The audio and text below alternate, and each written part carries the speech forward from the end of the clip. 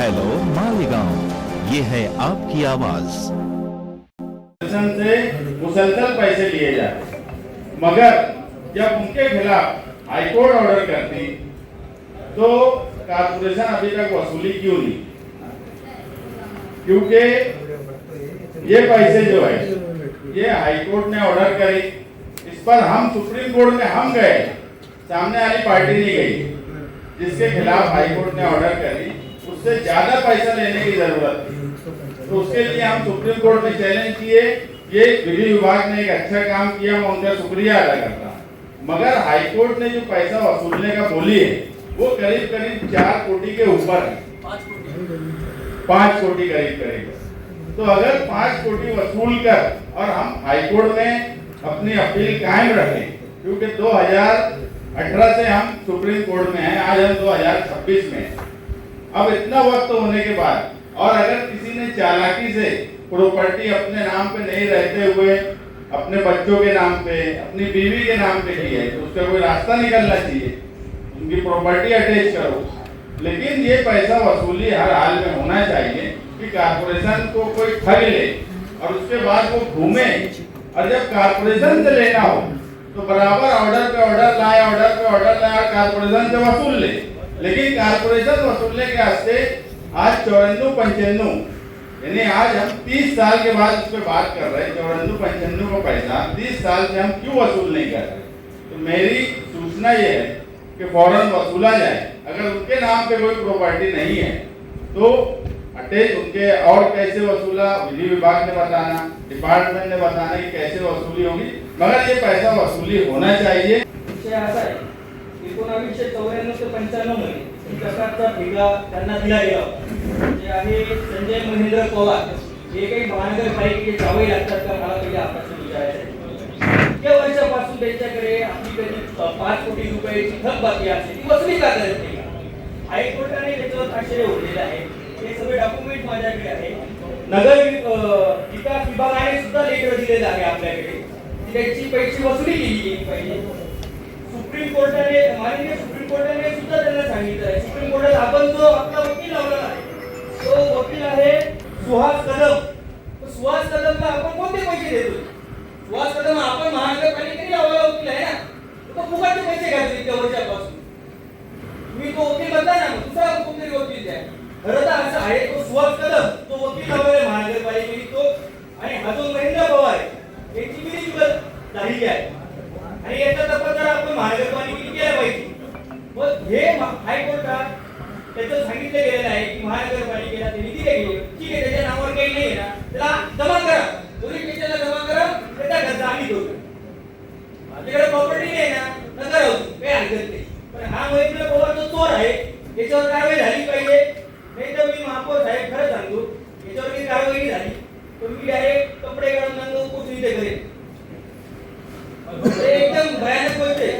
महापालिकेचे जे पैसे आहे ना ते जनतेचे पैसे, आणि अशा चोर लोकांना जोपर्यंत आम्ही नवीन नगर घेऊन आलो ते खाऊ देणार नाही 100%. दिल्लीच्या प्रमाणे तरी त्याला हिशोब 45 कोटी निघताय. 45 कोटी महानगरपालिकेचे किती काम होत सांगा मला. मेरी जहाँ तक का मालूमात है, ठीक आहे साहेब, उनके नाम पे जैसे प्रॉपर्टी नहीं है ऐसा बताया जा रहा, तो ये बात सही है क्या प्रॉपर्टी नहीं है उनके नाम पे? इसका जवाब कौन देगा? संजय महेंद्र पवार यांनी तो ठेका पूर्ण केला नाही म्हणून त्याच्याविरुद्ध वसुलीसाठी पालिका कोर्टात गेली आणि कोर्टानं आपल्याला आपल्या बाजूने निकाल देताना 1,98,71,000 इतका आवडला. त्यावर 20% व्याज 11/10/1995. आता ह्या निकालाच्या विरुद्ध संजय पवारने हायकोर्टात फर्स्ट अपील दाखल केलं 17/8/2002.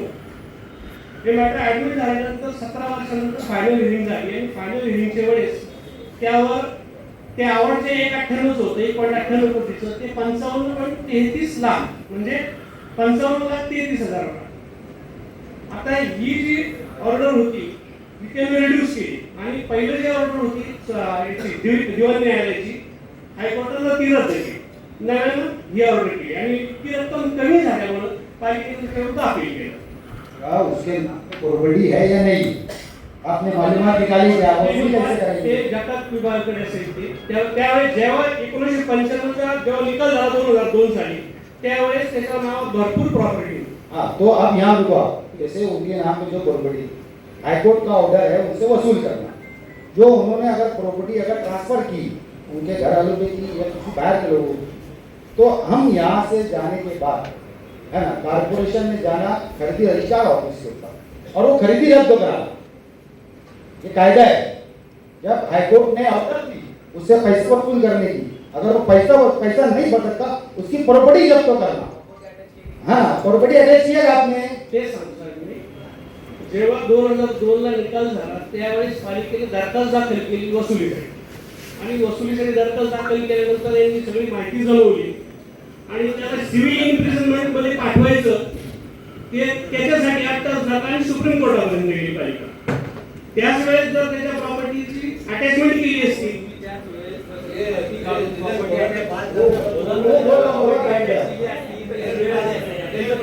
बैंक गारंटी जो उन्होंने तो दी थी, नहीं दी गारंटी. बैंक गारंटी उन्होंने दी थी ना जब ठेका लिया उन्होंने तो. नहीं नव्हती. क्यों जब नहीं दी? छठी में बिना बैंक गारंटी के कोई ठेका कैसे देते हैं आपको? तेच सांगतो मी. पीछे क्या क्या गलती किसकी हुई वो छोड़ के आगे कैसे वसूल करेंगे वो बताना है. हमारे हमारे इन्हीं के भाई ने सुरेश पवार साहब ने ये है ना, इन्होंने आयशा नगर कब्रिस्तान मानवा को दिया था बराबर. उन्होंने रुपया लिया मालेगांव महापालिका से एग्रीमेंट किया.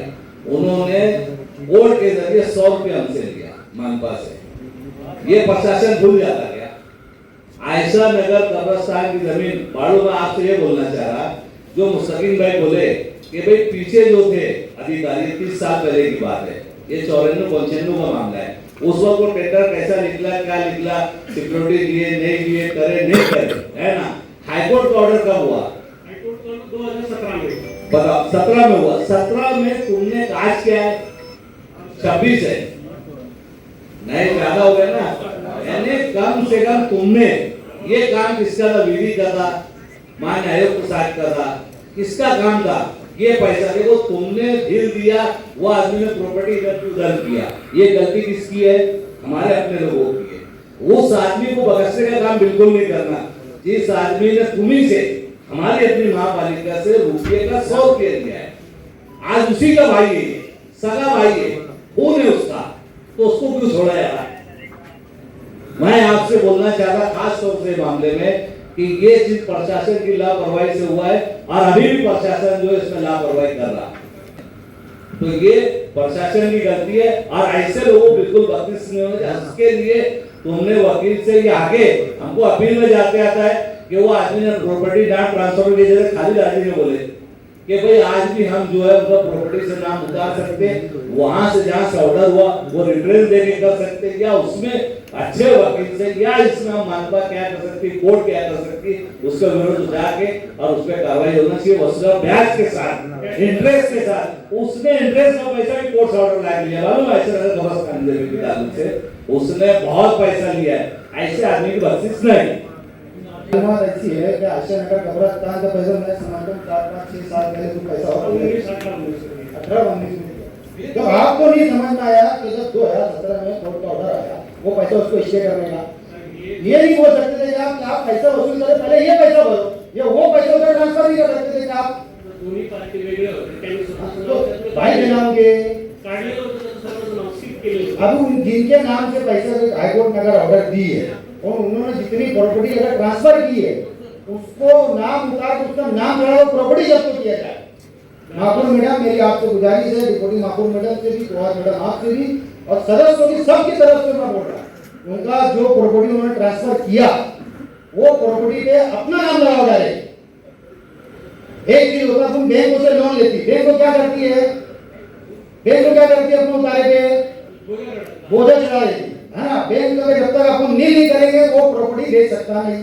वैसे ही अपन ने अपना नाम चढ़ाना, अपना बोझा उसके उतारे पे चढ़ाना, लोगों का नाम उतार के अपना नाम चढ़ाना. जब तक वो अपना पैसा क्लियर ना करे जब तक अपना नाम हटना नहीं चाहिए और ये कार्रवाई होना चाहिए. सिर्फ यहाँ आके जवाब दे देना चले जाना, फाइल बंद कर देना, महासभा खत्म हो गई, योग खत्म, ये नहीं चलेगा. अगर इसके बाद अगर कल से अगर उसके ऊपर कार्रवाई नहीं हुई और हमको इसकी 8 दिन के अंदर महापौर मैडम की ऑफिस में बॉडी महापुर मैडम के ऑफिस के अंदर आके इसकी रिपोर्ट साझा करना कि हमने इसके ऊपर क्या कार्रवाई करे, कार्रवाई होगी ना।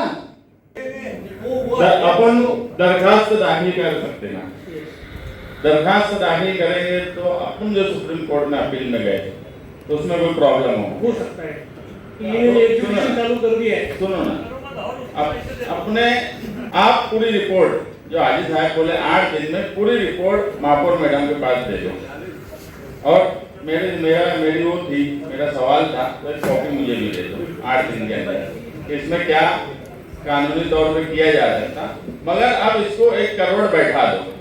प्रॉपर्टी के नाम पे बैंक अकाउंट वगैरह तो होंगे ना, ट्रांजैक्शन तो होगा, उसके घर वाले के नाम पे भी होगा ना, तो भी अटैचमेंट कर दिया। वो बैंक कौन अकाउंट है उसको क्लोज करके उसको खत्म करो, नटी दबाओ साहब वो खुलेगा।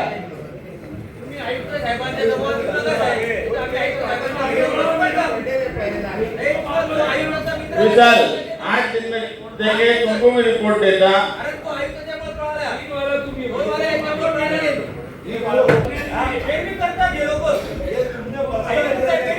ठीक लो आप।